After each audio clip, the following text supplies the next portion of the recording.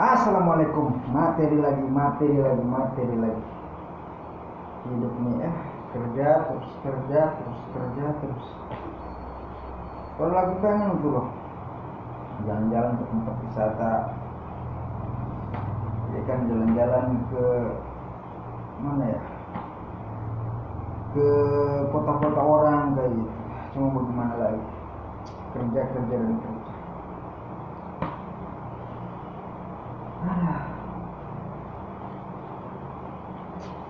Kalian jangan terlalu mengikuti saya ya. Sedikit-sedikit kerja. Bodoh itu orang kerja terus dan kerja terus. Ujung-ujungnya semua pasti akan lenyap lah seperti itu. Jadi jangan terlalu inilah dengan kerja.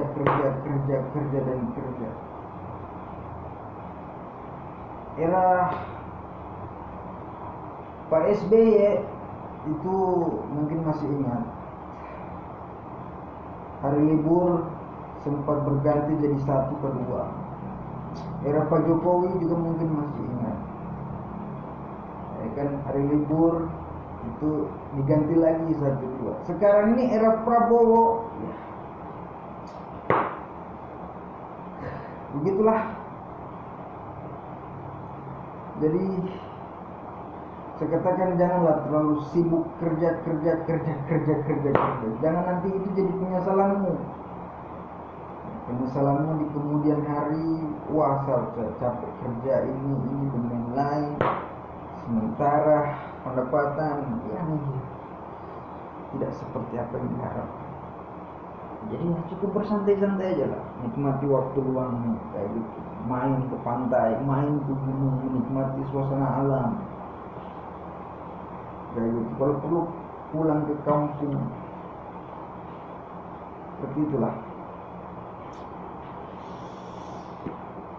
daripada kita memikirkan yang tidak, ya kan? Karena jujur saja orang kerja terus itu bodoh dan tolol itu. Walaupun katanya istilah pepatah rajin pangkal kaya kayak gitu, tapi itu bullshit itu. Cerita pemain saham itu banyak, mereka itu nggak harus kerja 1 kali 24 jam, enggak. Mereka hal-hal penting aja itu yang mereka ini. Banyak itu pemain saham, bos besar konglomerat itu, malahan mereka ngerawat burung, ya kan, kasih makan peliharaan kayak gitu, menghias tanaman. Bullshit lah, kerjaan bodoh, tolol. Jangan terlalu sibuk kerja, jangan buat waktumu luang sedikit lah, seperti itu. Karena pembodohan itu bisa jadi dari pergaulan. Seperti itu ya.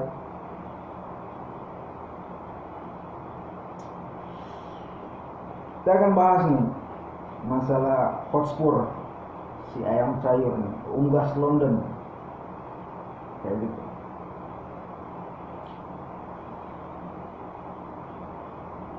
Sekarang ini kalian jangan terlalu membayangkan era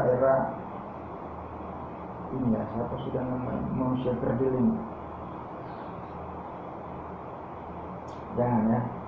Cukup kalian berpikir sampai di era Great Bell, bagaimana konspirasinya Great Bell itu sampai ditarik oleh Madrid.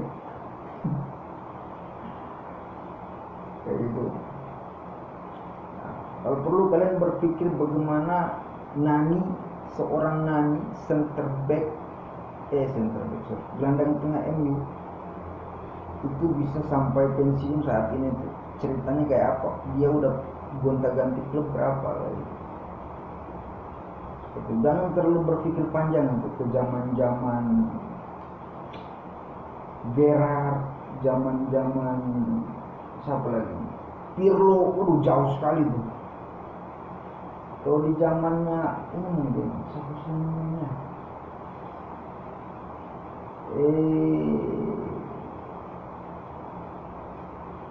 Siapa? Roberto Carlos. Tuh Roberto Carlos. Itu sudah jauh sekali. Sudah bicara dengan eyang-eyang gitu. Kalau kita sudah berbahas ke situ. Jauh sekali. Berpikir yang relevan-relevan saja lah. Bagaimana Jude Bellingham itu bisa jadi dua?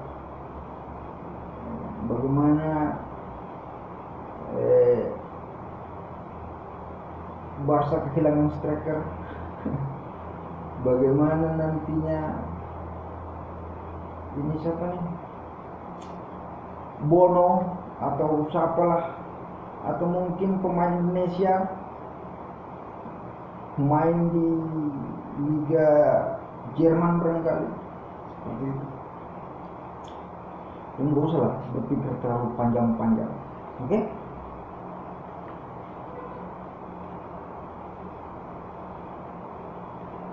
Nah, kita perhatikan ini beberapa kali permainan. Itu Tottenham tidak memainkan striker andalannya seperti beberapa pertandingan. Dia itu sering mengasah pemain mudanya. Tetaplah kembali ke rumus awal pasal 1 ayat 1. Sepertinya saya perhatikan begitu. Dia tidak mengasah pemain lamanya. Entahlah seperti apa. Yang pasti penglihatan saya seperti itu.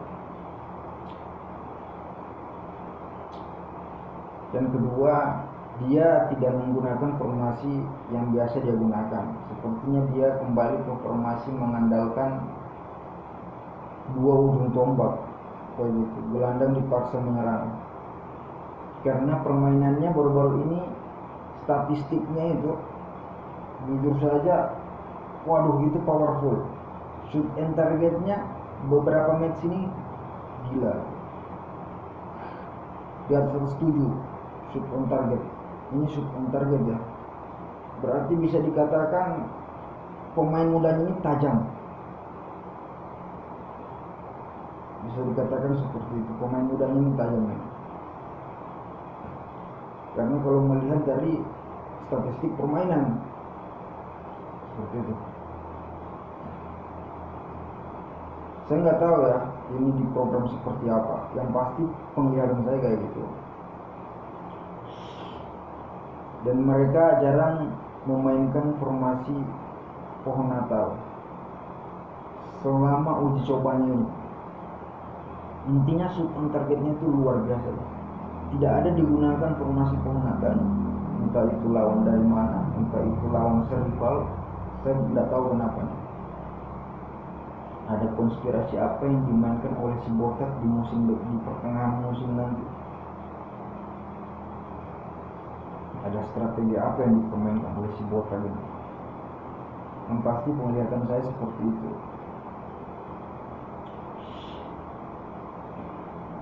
Striker itu tidak aktif atau tidak terlalu dipatenkan lah. Mereka lebih mengandalkan menyerang, tapi mengandalkan penyerangan dari gelandang tengah, defender seperti itu. Mereka mengandalkan serangan gelandang tengah, shoot on target. Sepertinya mereka mau menciplak permainan Xabi Alonso, permainan Iniesta. Tahu Iniesta kan? Permainan ini satu siapa nih?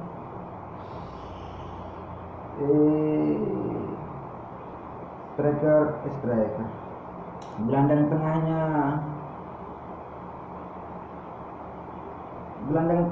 Madrid. Siapa sudah namanya? Bukan Sergio Ramos. Bukan. Pokoknya adalah itu. Sepertinya mengandalkan serangan umpan cepat kayak gitu. Makanya saat ini tuh mereka jarang memainkan Van de Vaart, jarang memainkan Romero. Makanya di situ. Jadi mereka bertahan juga dengan center back-nya yang ada, 4 center back-nya itu. Mereka asal terus uji cobanya ini. Ini umpan lambung nih. Bayangkan saja kalau 4 center back-nya ini kalah. Nih.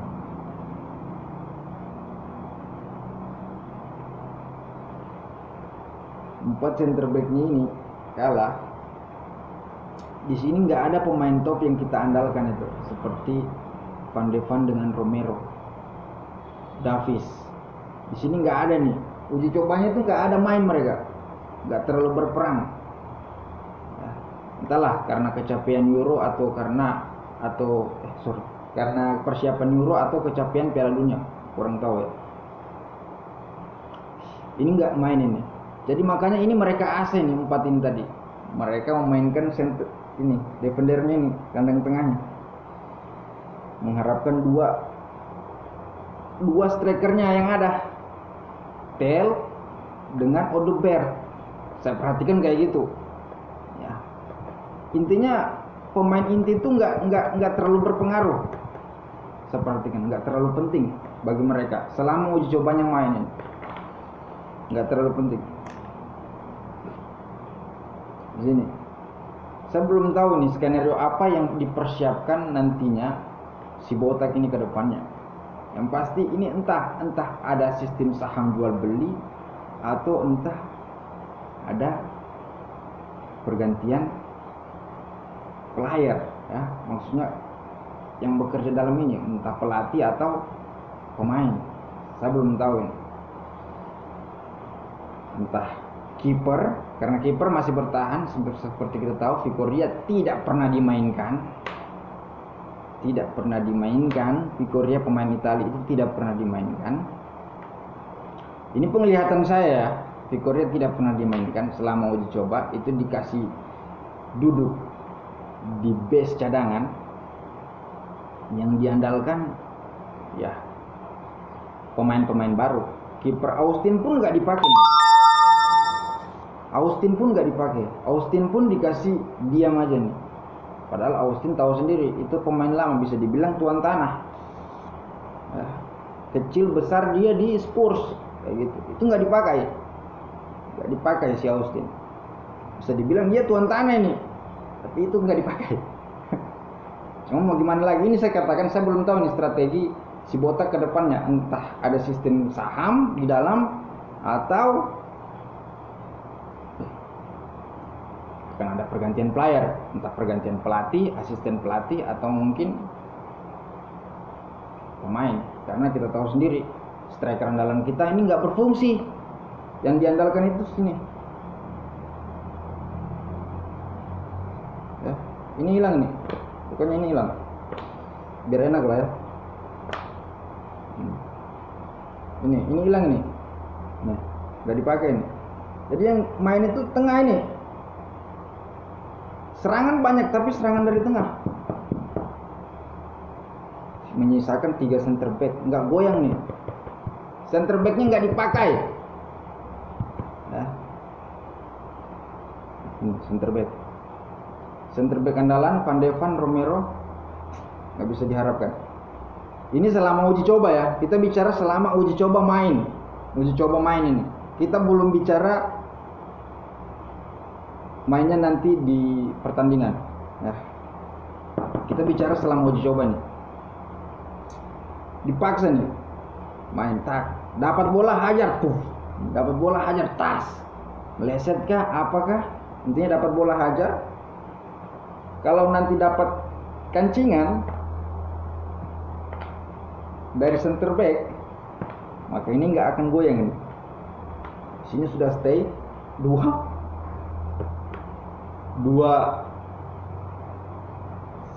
striker lawan sudah standby. Kalau dapat serangan, maka ini diasah. Saya perhatikan ini cara main pelatih, ini diasah, mereka asah nih center back-nya ini. Mereka asah bagaimana mereka bisa mengendalikan bola dengan 2 striker. Sepertinya seperti itu ya. Kalau penglihatan saya, statistik kita mendukung, pukulan kita mendukung, cuma pertahanan juga ya begitu. Ini kita belum ada pemain top ya, kita cerita seperti itu. Ini menurut penglihatan saya, mainannya kayak gitu. Ini kita jujur, cara main pelatih bagus sebenarnya. Cara main pelatih bagus. Cuman lagi-lagi saya katakan Tottenham ini biasanya ancur itu di pertengahan musim. Bukan biasanya lagi. Sudah berapa musim berapa tahun kemarin, 5 tahun ke belakang, Tottenham itu hancur di pertengahan musim. Awal musim memang mereka oke, on fire, tapi pertengahan musim kadang amblas. Entah amblasnya di pemain cedera atau ya gacornya di center back. Perhatikan aja tuh, lihat aja sebelum di tahun-tahun zaman Son Heung-min itu main, amblas kan. Ini zaman uji coba nih. Jadi ini harus waspada gitu nih, waspada di pertengahan musim nantinya. Apa yang akan terjadi, konspirasi apa yang akan dibuat si botak bersama manajemen pelatih, kepelatihan seperti itu. Manajemen kepelatihan, karena di sini kita sudah 3 kali tuh, hampir 4 kali lah kita ganti pelatih, dan nggak ada yang bertahan selama 2 tahun, 3 tahun, 2 tahun mungkin ya, 2 tahun paling lama. Ini nggak ada yang bertahan, nggak ada yang bertahan selama itu 2 tahun, 3 tahun lah. Nggak ada pelatih yang bertahan selama itu di Hotspur. Dan ini mereka asah permainan mengandalkan permainan gelandang tengah. Sepertinya mereka mau menciplak permainan dari mengandalkan umpan lambung, tapi center back-nya tidak goyang, tetap akan berada di posisi 3 center back, 2 center back, dengan menimbulkan konspirasi striker seperti itu ya. Mereka tetap melakukan umpan lambung, center back tidak goyang, konspirasinya di striker tidak terlalu dikasih lihat kayak kemarin. Nah,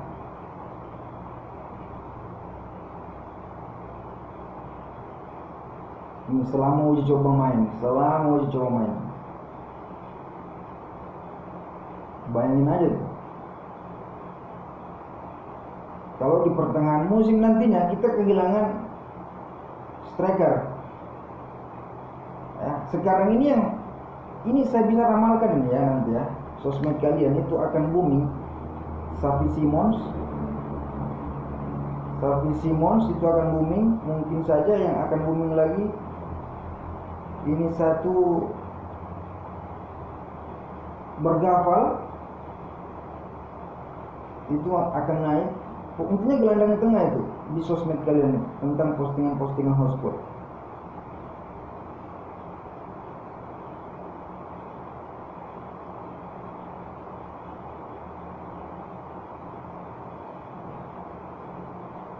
Apa ya? Secara dulu manajemen kepelatihan siapa nih? Siapa yang melatih Hotspur itu?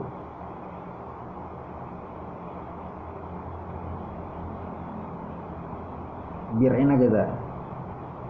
Karena ini berpengaruh sekali ke depannya tentang manajemen pelatih. Berpengaruh, sangat-sangat berpengaruh itu.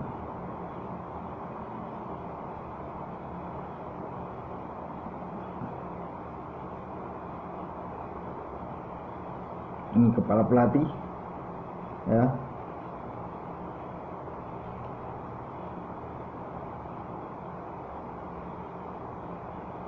asisten pelatih.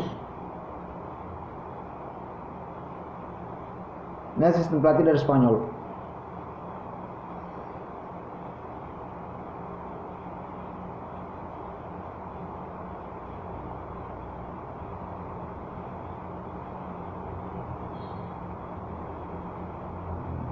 pelatih kiper, karena kita juga biasanya tuh 16 di kiper juga ya. Ini pelatih kiper nih.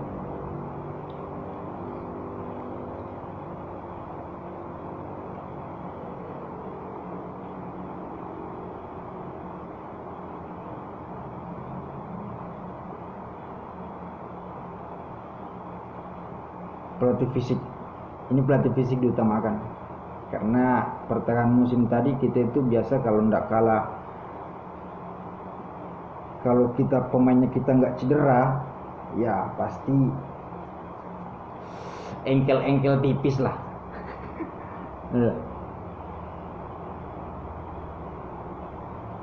Ini perlu kalian perhatikan ini. Perlu kalian perhatikan ini. Tentang fisik. Jadi kedepannya kalau 3 match kan kita bertanya-tanya kan, 4 match, 5 match pemain center back nggak dimainkan, ada apa? Ya kan sebenarnya ada apa? Sementara cara mainnya nggak on fire seperti itu, hanya cara-cara main pemain biasa. Kenapa di match kelima dia nggak main? Ada apa sebenarnya? Ya kan, apakah ini akan hengkang seperti itu? Karena di zaman uji coba kita tahu sendiri seperti sekelas Van de Ven, Udogie, Romero, Davies tidak dipatenkan seperti itu. Sementara kita butuh pertahanan center back dengan kegacoran kiper. Ya, kayak gitu. Kita butuh itu. 5 match tidak dimainkan, ada apa? Sementara 3 match kemarin aman-aman aja, 4 match aman-aman aja. Kenapa match kelima nggak main? Itu ada apa sebenarnya? Kenapa yang dimainkan Gray? What do you think Gray? Pemain muda atau mungkin Danso? Seperti itu. Sementara Spence, Udogie, mereka bisa mengandalkan umpan tengah kan kayak gitu. Kita nggak tahu. Nah, pasti pelatih fisik itu harus, itu saya rasa bebannya akan berat nanti. Ya, tuh. Seperti itu. Ya. Tapi tetap kita kembali ke laptop. Ya, lagi-lagi kita kembali ke laptop. Tolong itu kerja sesuai porsi kalian. Jangan terlalu dipaksakan kerja. Jangan terlalu dipaksakan, karena takutnya nanti kalian juga yang kecewa, ya kan? Banyak kerja ini dan lain-lain, ya otomatis ya yang kalian dapatkan nggak seperti apa yang kalian dapatkan. Istilahnya upah kerja teman kalian mungkin lebih banyak dibanding kalian, gitu. Seperti itu. Lagi-lagi saya katakan, jangan terlalu diporsi lah. Bekerja seadanya. Ya, karena di zaman PSBY itu seperti itu, di zaman Pak Jokowi juga seperti itu. Mau mundur lagi di era-era siapalah. Oke. Seperti itu. Lagi-lagi saya katakan seperti itu. Nah, kembali ke laptop, kembali ke awal. Ya, saya mau istirahat, saya mau makan, mengisi kampung tengah. Karena nutrisi itu perlu di apa ya? Seperti itu ya.